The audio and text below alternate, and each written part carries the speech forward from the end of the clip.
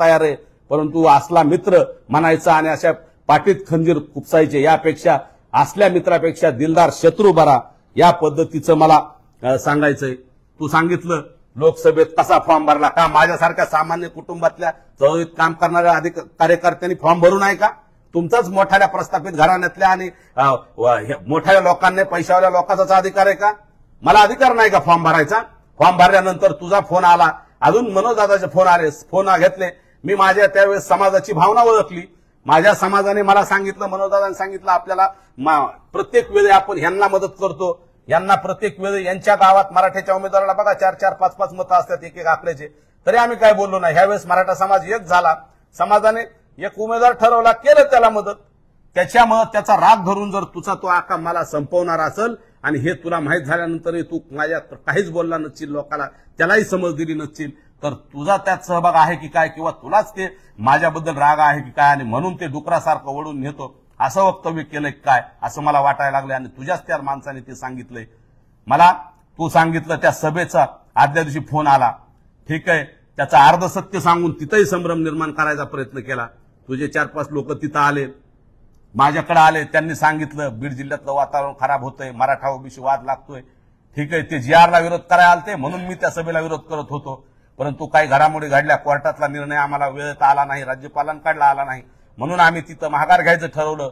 तुझ्या म्हणण्यावर किंवा तुझ्या ह्याच्यावर केलं नाही, पण तुझे लोक आले आणि सांगितलं, काही 4 लोक समाजातलेही आले, त्यांनी सांगितलं बाबा हे मराठा ओबीसी आपल्या जिल्ह्यात खूप टोकाला होतंय, त्याच्यामुळं तुम्ही काय करू नका, त्या सभेत करू नका. पण तिथं जे तू आणि तुझ्या लोकांनी सांगितलं आणि मला जी माहिती मिळाली त्यानुसार तिथं सुतळे बॉम्ब टाकून तिथं मला बॉम्बस्फोटाच्या कटात अडकवायचा प्रयत्न कुणाचा होता, कुणी केला होता, हे त्यांनी उत्तर द्यावं.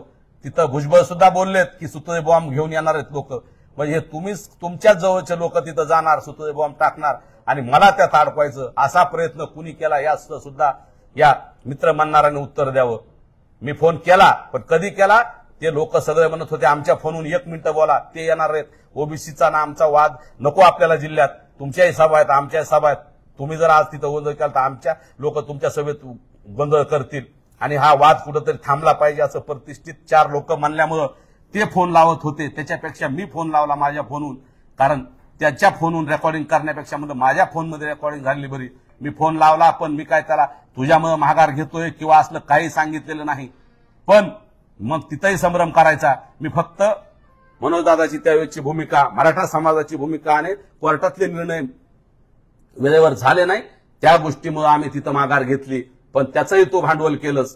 तू सांगतो मित्र आहे, अरे मित्र तू होता ना अगोदर, पण ज्या वेळेस मित्राने मी गेट ऑफ इंडियाला आंदोलनाच्या अगोदर 4-5 महिने एक कार्यक्रम घेतला होता मुख्यमंत्री महोदयांचा, शिंदे साहेब मुख्यमंत्री होते त्यावेळेस, मी ते कार्यक्रम झाल्यानंतर माझ्या भागातले विकासाचे कामं लोक भेटले, बाबा म्हणले आपल्या भागात तुमचे एवढे संबंध आलेत, विकासाचे कामं काही करा. मी शिंदे साहेबांचे एन्डॉर्समेंट आणला एक 40-50 कोटीच्या कामावर. त्यात इथल्या जिल्हा परिषदचं काही पर्यटन क्षेत्र आहे, तिथलं आमचं मांजर सुंब्याचं असेल, पोईचा देव असेल, तिथं माझ्या गावातलं होतं, नागनाथ महाराजांचं होतं, ते जिल्हा परिषदला तुझ्या त्या आकाने अडवलं, टक्केवारी सुद्धा देऊन दिलं नाही. म्हणजे मी मराठा समाजाचं काम करतोय, मराठा समाजासाठी करतो म्हणून तुझ्या त्या आकानं माझं ते काम सुद्धा अडवलं. मी डीपीडीसी साठी शिंदे साहेबांनी मला एन्डॉर्समेंट देताना तुझ्या त्या आकानं टक्केवारी देत असताना सुद्धा माझं ते काम अडवलं. मग त्यावेळेस तुला मित्र दिसला नाही का? आज अडचणीत आल्यानंतर मित्र आहे म्हणतो. त्या दिवशी बंजारा समाजाच्या तिथं सुद्धा आम्ही एसटीत आहे म्हणताना मित्र दिसतो. पण ज्यावेळेस तू संतोष भाईला अत्यंत तुझ्या लोकांनी क्रूरपणे मारलं आणि मराठा समाजाच्या आरक्षणाला 50% आतल्या आरक्षणाला तू ओबीसीतल्या आरक्षणाला विरोध केला, त्या दिवशी तुझी माझी मैत्री संपली. तिथं मी फुल्ली मारलेली आणि तुझ्या मैत्रीपेक्षा मला माझा समाज, गोरगरीब आणि गरजवंत मराठा महत्वाचा वाटतो. त्यामुळे त्यावेळेसपासून मी तुझी मैत्री तोडलेली. पण आज मुद्दाम आज तुला मैत्रीचे उभाळे फुटत असताना जाणून बुजून माझ्याबद्दल संभ्रम निर्माण करायचा आहे तुला. मनोजदादाबद्दल आणि माझ्याबद्दल तुझ्या काय भावना आहेत त्या लोकांनी सांगितल्यात, तुमच्या समोर आलंय, काही येणार आहेत. पण मला सांगायचंय, तू जर मित्र म्हणतो आणि अशा कार्या करायच्या अंधारातून चुकीचं तुझ्या लोकांनी करत असताना तुझ्या लोकाला थांबवायचं नाही, हा कुठला न्याय आहे? आणि मित्र म्हणायचं. मग तिकडं मी संतोष भाईच्या प्रकरणात लक्ष दिलं, मी तिथं गेलो, मनोजदादाला आम्ही सगळे गेलो, त्या महादेव मुंडे भाईच्या तिथं गेलो. लगेच तुझे लोक येऊन आम्हाला म्हणणार तुम्ही असं करू नका, आम्ही पण असं करू तसं करू, म्हणजे आम्हाला धमक्या द्यायच्या तुझ्या लोकांनी. त्या लोकांना का आवरलं नाही?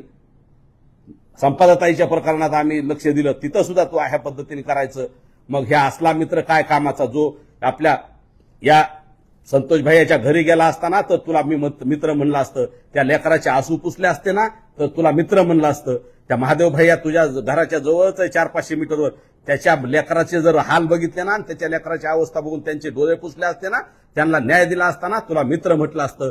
जर तू संतोष भैया देशमुखांच्या आरोपींना फाशी द्या म्हणला असताना आणि त्याच्यासाठी आंदोलनात उतरला असताना तर तुला मित्र म्हणलं असतं. परंतु तू मित्र म्हणण्याच्या आणि त्या सगळ्या प्रक्रियेच्या पुढे गेला, त्यामुळे तू माझा मित्र नाही.